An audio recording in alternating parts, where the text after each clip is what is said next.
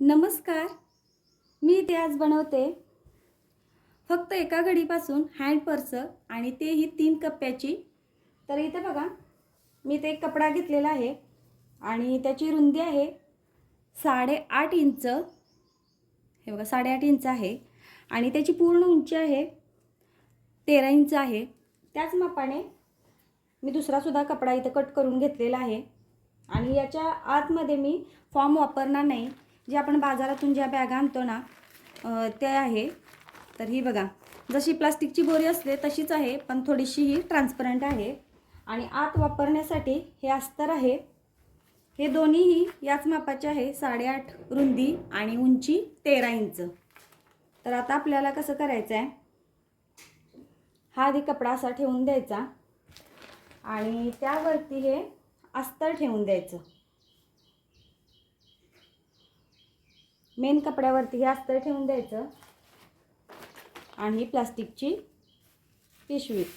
आणि आता आपल्याला हे तिन्ही बाजूने असं शिलाई करून घ्यायची. ही बरोबर अशी तिन्ही बाजूनी शिलाई करून घ्यायची. हे बघा, इथं फक्त 4 इंच, इथं फक्त 4 इंच आपल्याला सोडून द्यायचं आहे. इथं शिलाई करायची नाही. इथं फक्त 4 इंच आपल्याला असं सोडून द्यायचं. मी शिलाई करून घेते. दोन्ही कपड्यांना शिलाई करून घेतलेली आहे आणि इथून आपल्याला कपडा उलटा करायचा आहे. तर आता इथं बघा, जिथे कोणे आहेत तिथं आपल्याला असं कट मारायचं, जेणेकरून फिनिशिंग छान येईल आणि कोणे व्यवस्थित बाहेर निघतात. फक्त कोणे आहे तिथंच मी फक्त कट मारलेला आहे. अशा पद्धतीनं फक्त थोडंसं कट मारायचं.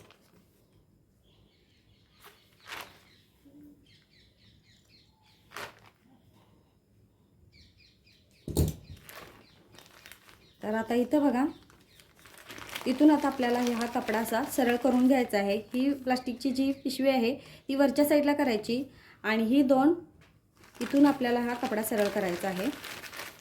इथं मी आता कपडा सरळ करून घेतलेला आहे आणि इथं ही ओपन बाजू कपड्याची. इथून मी आता हे असं कपडा आतल्या साईडला फोल्ड करून मी इथं शिलाई करून घेणार आहे. दोन्ही कपड्याला शिलाई करून घेतलेली आहे आणि आता इथं बघा, जिथं शिलाई केलेली आहे तिथंच आपल्याला ही चेन अशी लावून घ्यायची आहे. तर इथं बघा, अशी चेन लावून घ्यायची आहे आणि चेन आधी आपल्याला पॅक करून घ्यायची आहे. तर मी चॉकनं थोडंसं मार्किंग करून घेणार आहे. कपड्याच्या बाहेर जेवढे चेन आहे तिथं आपल्याला मार्किंग करायचं आहे. हे बघा, इथंपर्यंत आहे आणि इथं दोन्ही साईडला हे असं मार्किंग करून घेतलेलं आहे. हे बघा, अशा पद्धतीनं ही चेन जिथं आपण मार्किंग केलेलं आहे तिथं आपल्याला ही चेन अशी कट करायची आहे. असं केल्याने रनर झिपमध्ये व्यवस्थित लॉक होतो. रनर अजिबात या झिपमधून बाहेर निघत नाही. त्याच पद्धतीनं ही दुसरीसुद्धा मी चेन इथं अशी कट करून घेणार आहे.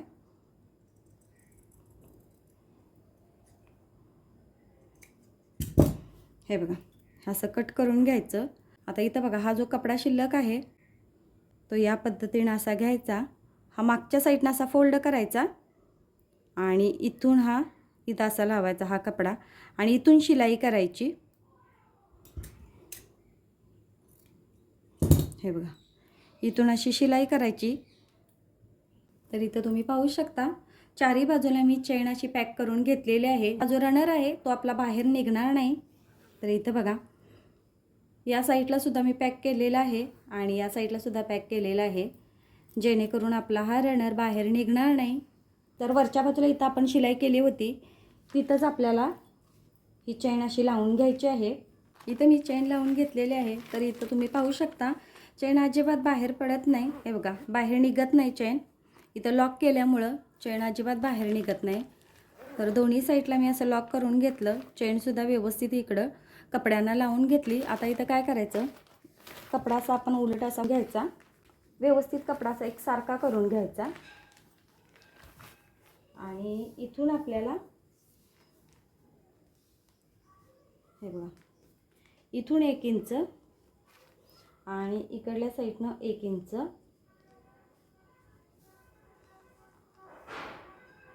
आणि इथून 5 इंचावरती मी मार्किंग करणार आहे.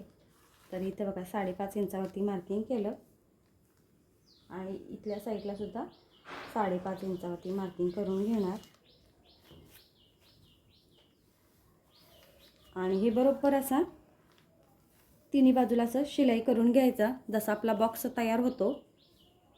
तर इथं तुम्ही पाहू शकता तिन्ही बाजूला मी असं शिलाई केलेली आहे आणि इथं वरच्या साईडला इथं दोन्ही साईडला मी इथं थोडंसं शिलाई मागं पुढं करून घेतलेलं आहे, असं पॅक करून घेतलेलं आहे. इकडल्या साईडला सुद्धा पॅक केलेलं आहे आणि आता इथं आपण थोडंसं रनर मागं करायचा, असा रनर मागं करायचा आणि ही अशी आपल्याला ही बॅग अशी पलटी करायची आहे.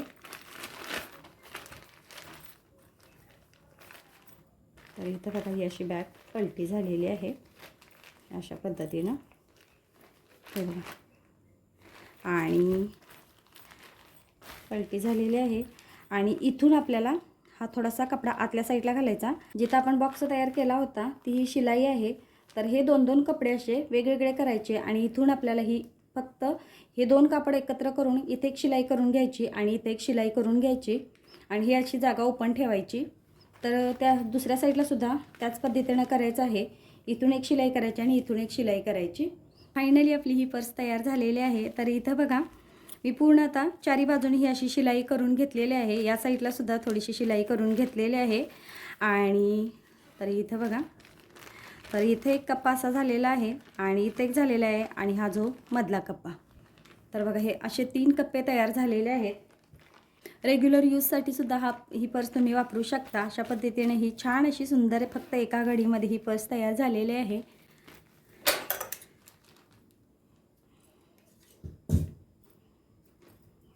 फक्त एका घडीमध्ये ही पर्स आपली तयार झालेली आहे.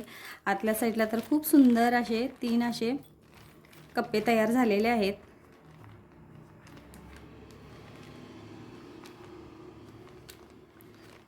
आतल्या साईडला तर खूप सुंदर असे हे 3 कप्पे तयार झालेले आहेत. तुम्हाला ही पर्स कशी वाटली नक्की कमेंट करून सांगा.